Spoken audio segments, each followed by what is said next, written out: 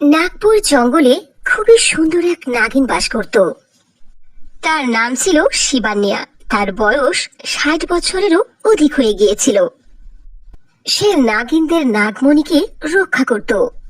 শিবান্যার নাগিন ছিল খুবই দয়ালু ও নম্রভদ্র। একদিন নাগপুর জঙ্গলে দুজন লোক এসে দুইটি বাচ্চাকে চুপ করে রেখে চলে গেল। তখন দুই বাচ্চা জোরে জোরে কান্না করতে লাগে। সেই কান্নার আওয়াজ শিবান্যা নাগিনের কান পর্যন্ত পৌঁছল। আরে, এত গভীর জঙ্গলের মধ্যে কার বাচ্চা কান্না করছে? দেখি তো যে। শিবান্যা নাগিন বাচ্চার কান্নার আওয়াজকে তাক করে চলতে লাগলো। চলতে চলতে এক সময় বাচ্চা পর্যন্ত পৌঁছে গেল। সে দেখলো বাচ্চা দুইটির কাছে কেউ নেই। বাচ্চা দুইটি একাই জোরে জোরে খুবই কান্না করছে। ঠিক সেই সময় সেখানে একটি নাগও চলে আসলো।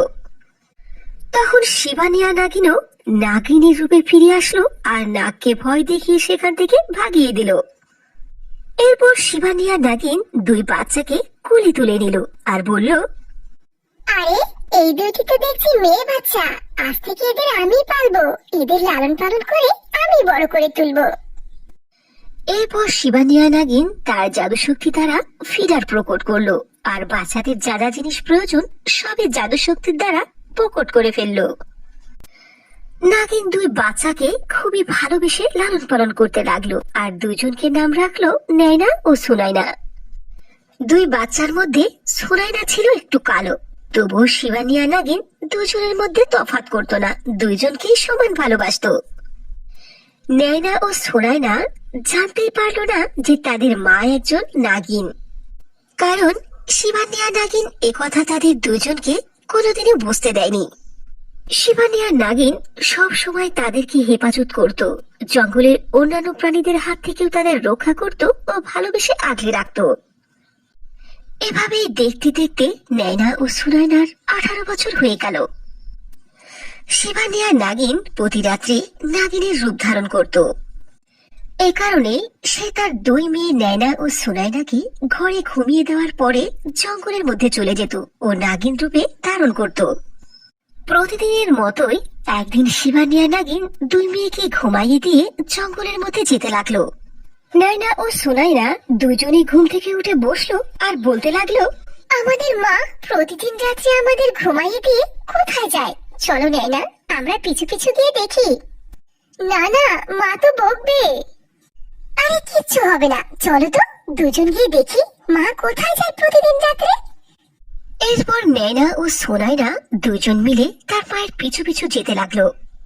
তারা দেখলো গভীর জঙ্গলের মধ্যে গিয়ে তাদের মা নাগিন রূপে ফিরে এসেছে। তারা তাদের মাকে নাগিন রূপে দেখে খুবই ভয় পেয়ে গেল আর তারা চিৎকার করে উঠলো। তখন শিবান্যা নাগিন পিছন ফিরে দেখলো তার দুই মেয়ে নয়না ও সুনাইনা। তাদের মেয়েদেরকে দেখে সে খুবই কষ্ট পেল আর সে নাগিন রূপ পরিবর্তন করে মানুষের রূপ ধারণ করলো আর তাদের মেয়েদের কাছে গেল। কিন্তু এসব দৃশ্য দেখে নয়না ও সুনাইনা তাদের মায়ের উপরে ভীষণ রেগে গেল আর বলল, খবরদার খবরদার আমাদের কাছে আসবে না। তুমি আমাদের মা হতে পারো না। তুমি হলো একজন নাগিন। তুমি আমাদের ধোঁকা দিয়েছো। হ্যাঁ, তুমি আমাদের মা হতে পারো না। আমরা অন্য কোথাও চলে যাব। আমরা আমাদের মতো থাকবো। তোমার সাথে আমরা থাকবো না। তুমি একজন ধোঁকাবাজ। নয়না, আমি তোমাদের মা।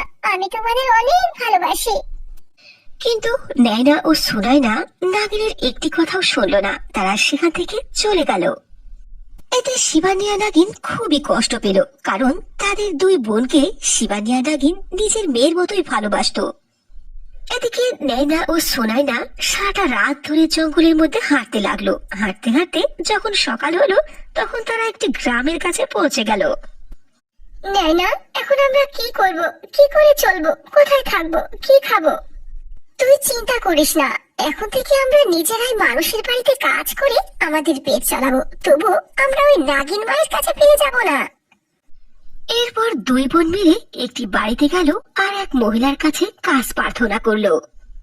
ওই মহিলাটি নয়না ও সুনাইনাকে দিয়ে গোটা বাড়ির কাজ করালো।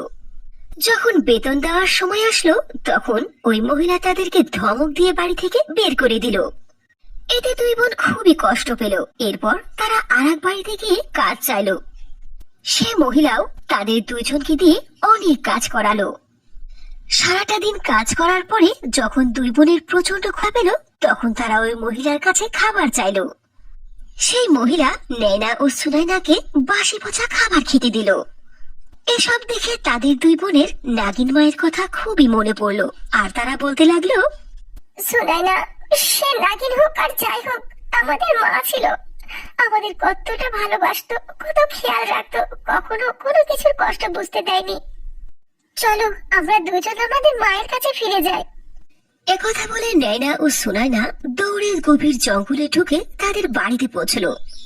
বাড়িতে গিয়ে তারা তাদের মাকে পেল না। এরপর তারা জঙ্গলের এদিকে ওদিকে ঘুরতে লাগলো আর শিবানিয়া নাগিনকে খুঁজতে লাগলো। হঠাৎ করে তারা দেখতে পেল একজন সাধু বাবাকে। যে সাধু বাবা শিবানিয়া নাগিনকে অনেক আগ থেকে চিনত এবং নয়না ও সুনাইনা সম্পর্কেও জানতো। সাধু বাবা নয়না ও সুনাইনাকে সব কথা খুলে বলল যে কত কষ্ট করে তার মা তাদেরকে লালন পালন করেছে। সে তোমাদের মা না হওয়া সত্ত্বেও তোমাদের দুজনকে কত আদর যত্ন করে লালন পালন করেছে বেটি। সাধু বাবার কথা শুনে নয়না ও সুনাইনা আরো বেশি কান্নায় ভেঙে পড়ল। এরপর সাধু বাবা শিবানিয়া নাগিনের ঠিকানা দিল নয়না ও সুনাইনাকে। তোমাদের নাগিন মা পাহাড়ের নিচে বসে কান্না করছে তোমাদের জন্য। একথা শুনে তারা দুই বোন দৌড়ে পাহাড়ের নিচে গেল। সেখানে গিয়ে তারা তাদের মাকে ফিরে পেল। তারা দুই বোন শিবানিয়া নাগিনের কাছে ক্ষমা চাইল। শিবানিয়া নাগিন তাদের দুইজনকে বুকে জড়িয়ে ধরল। এরপর থেকে তারা সবাই মিলে সুখে শান্তিতে জীবন কাটাতে লাগলো।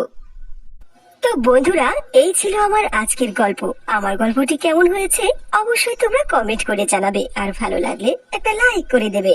তোমাদের ফ্রেন্ডস ও ফ্যামিলির সাথে বেশি বেশি শেয়ার করবে। যদি এখনো আমার চ্যানেলটিকে সাবস্ক্রাইব করে না থাকো, তাহলে এখনই লাল রঙের বাটনটি টিপে আমার চ্যানেলটিকে সাবস্ক্রাইব করো। পাশে থাকা বেল আইকনকে অল দিয়ে ক্লিক করে রাখো, যাতে করে আমার দেওয়া নতুন নতুন ভিডিও তোমাদের ফোনে চলে যায় সবার আগে নোটিফিকেশন আকারে।